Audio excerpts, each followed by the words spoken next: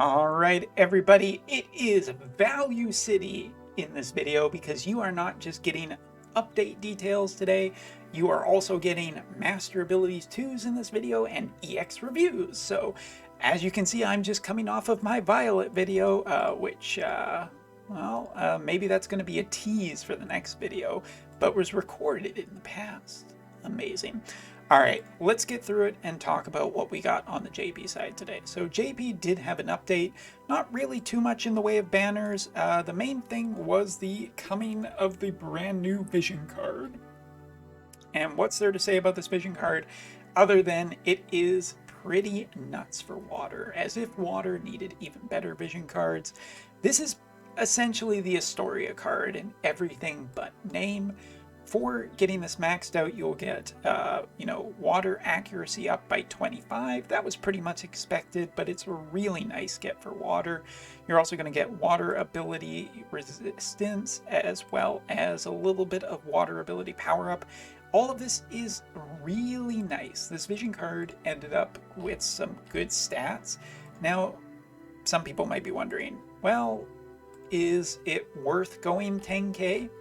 If you have any intention of using water in the future as an element against other water units, and trust me, you definitely will, yeah, this is going to be a pretty necessary vision card. I mean, water attribute ability attack up makes water attack stronger. The accuracy is really good against other evasion, although not a complete solution to it like I was kind of hoping for. Greedy, I know. But the individual unit bonus of 30 ding AP gained for a specific unit, as well as attack up by 10%, is essentially a great reason to run this on Astoria, because it means that Astoria is much more capable of being run without bells, and it gives them extra damage, which that character kind of likes anyway.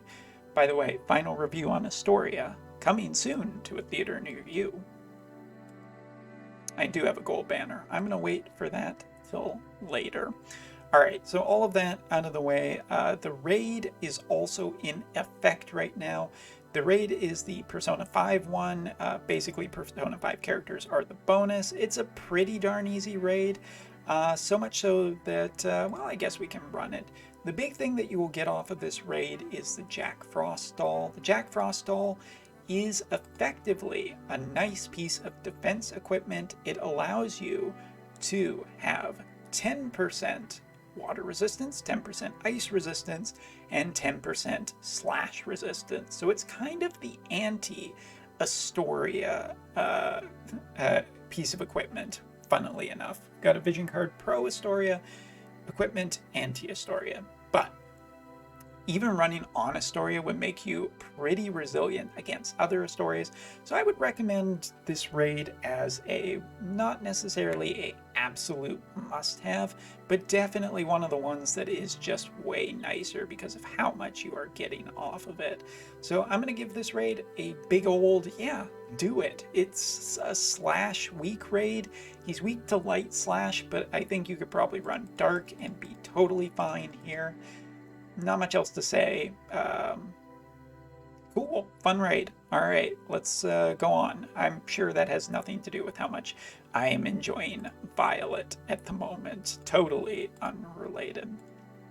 All right, let's head back because we are going to get into the not safe for work portion of this video. Talk about master abilities. So starting off with Master Ability 2 for everyone's favorite unit I have not built, I'm sure. All right, Murmur. Basically, for getting her to level 80, you are now getting an extra 800 HP and 10 extra magic.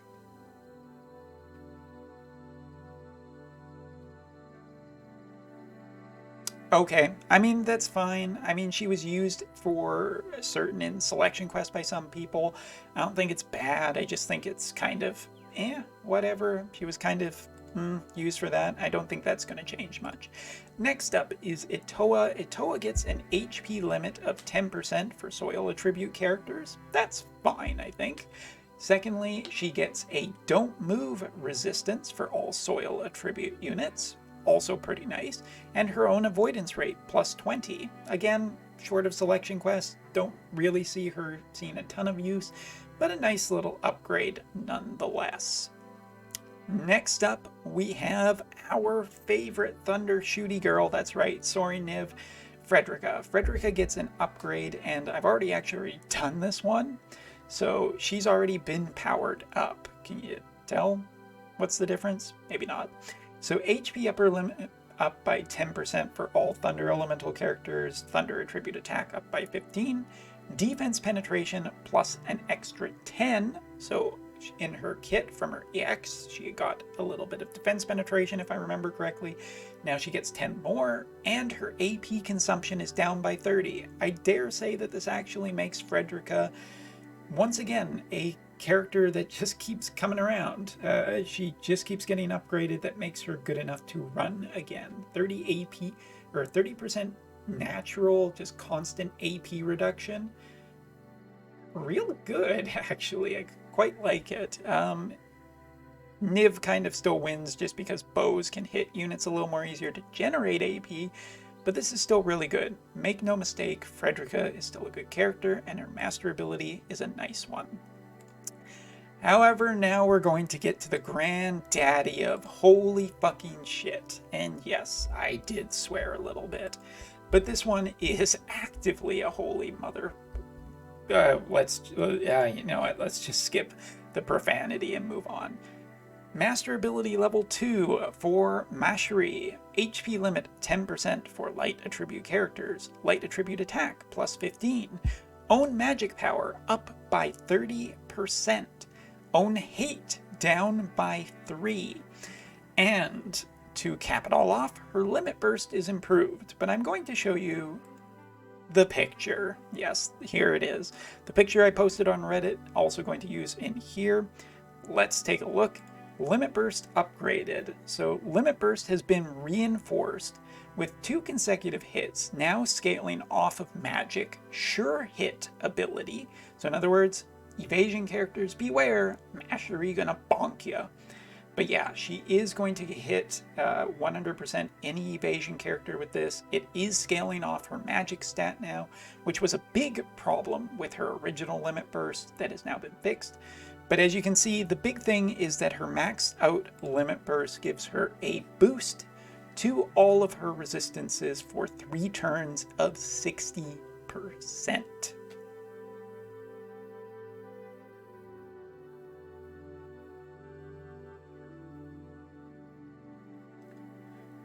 Oh, good gravy. Wow. This is a hell of an upgrade. Out of all the upgrades I've ever seen in Brave Exvius, this is probably the most impressive by a considerable margin. Macherie is a 70 cost character. That makes her potentially quite usable in terms of limited guild war. Not only that, some Macheries were already built for status protection and status removal. So I think that Macherie was already to be considered to be a potential unit for some stuff. Now, I don't know what to do with this one. You build a TMR to give her more resistance, you give her AP generation, you make her like a hate generating unit somehow, and then she just, the enemy wastes a ton of attacks on this girl. I don't know what the answer is, but my god, has this unit gone from being a meme to potentially a dream. This is, I'm not going to say the most insane thing in the world, but this is a really big turnaround for a character. 60% resistant boost for even 3 turns is a lot when you consider that Macherie's speed is considerably lower than every other character out there. Mashery has a real chance to cast a Limit Burst and then let the enemies wail on her for a while and not really get anything, wasting a lot of their AP. I don't know if this is the best unit in the game by any stretch of an imagination, but it certainly is interesting, and interesting gets me far, far, far, far more excited than anything else right now. There's so many characters that are just really good, but have incredibly standard kits that I just don't like talking about that much. Mashery almost deserves an entire look at again, an entire video about what we could potentially do with her. Good job, Wotv devs. I've never seen this before, but holy crap. Holy crippity crap, do we have something that's worth talking about in some shape. And I won't be surprised if she ends up being broken somehow. Alright, but moving on, let's talk about from master abilities. Let's move on to EXs, and we have a couple of EXs to talk about. First about is the last mid-tier character to not have a EX. Now she does. As you can see, she gets a little bit of magic, she gets a little bit of luck, dexterity, all kinds of stuff, a TP node, which is probably good for her. As for her abilities, they get improved. The slow counter is getting improved both in range and its capacity. So yeah, I mean, I'm not overly excited about this counter, but it does get better, so that's nice. What is way more fun is Meteor. Meteor gets upgraded, and Meteor is a really cool spell in terms of Final Fantasy history. It's always one of those spells that I'm really excited to get. And here, it gets improved. Basically now, it is not only going to hit, excuse me, and hit hard, but it is also a dispel style effect on it. So it actually dispels. It just flat dispels, and it still does large damage. Cool. Elshra here was always a character that ended up doing a fair amount of damage, so seeing her with this is pretty darn cool? Question mark? I mean, honestly, I have not used this character a ton. I know a lot of people use her for her subpart, which is Rune Knight. Rune Knight is an incredibly powerful attack for her. But Meteor is also a strong attack and permanently one in her kit. So her having Dispel ups her utility considerably and probably makes the selection quest. If it wasn't trivial before, it's probably going to be pretty quickly. Last ability is this one. It's a magic damage attack medium that removes Protect and Shell on targets that get hit by it. Again, probably not the most interesting thing in the entire world, but a Protect and Shell removal can be useful in the right spots, potentially in a limited guild war kind of thing, so I'm going to give this a notable thing. Overall, Elshra feels like and I'm pretty sure I'm butchering that name, because Anyway, Elshra EX is pretty darn nice. Would I say that it is the greatest thing, or that I'm going to immediately build her?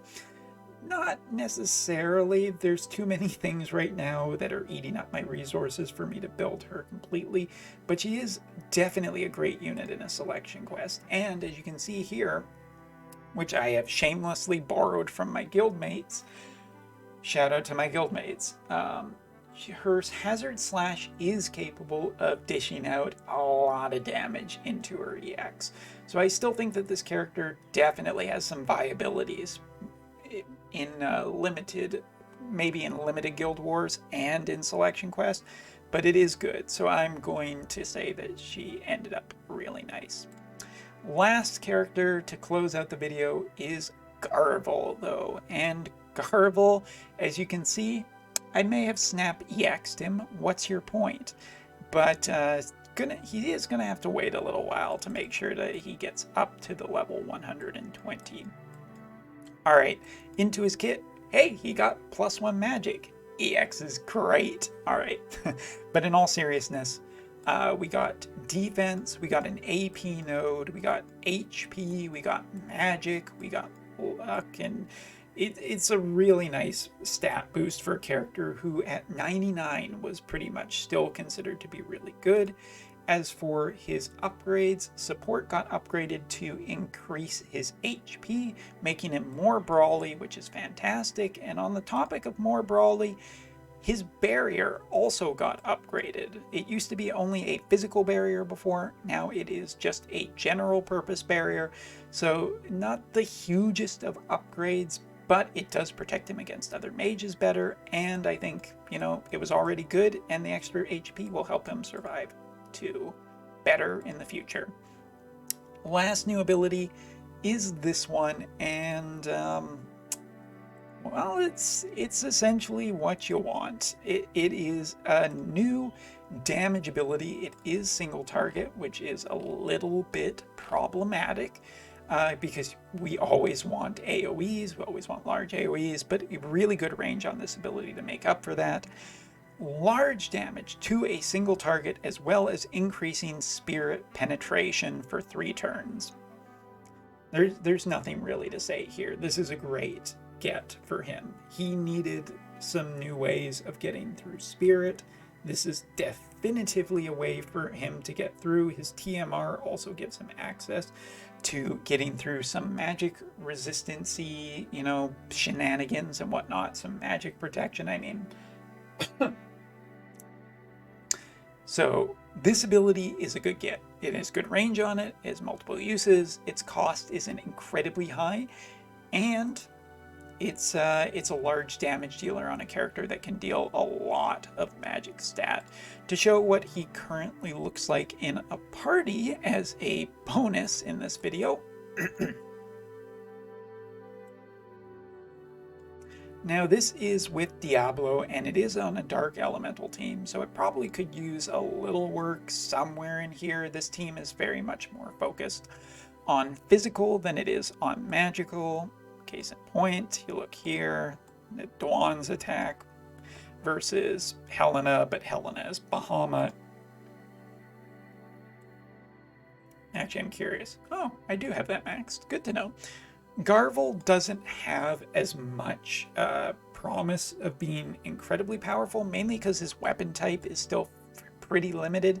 We need some more Energists to kind of give us a TMR Energist weapon for us to really accelerate this character, but I have seen him with builds with other summons that push him towards essentially 1600 magic, and that is unbelievably impressive for him.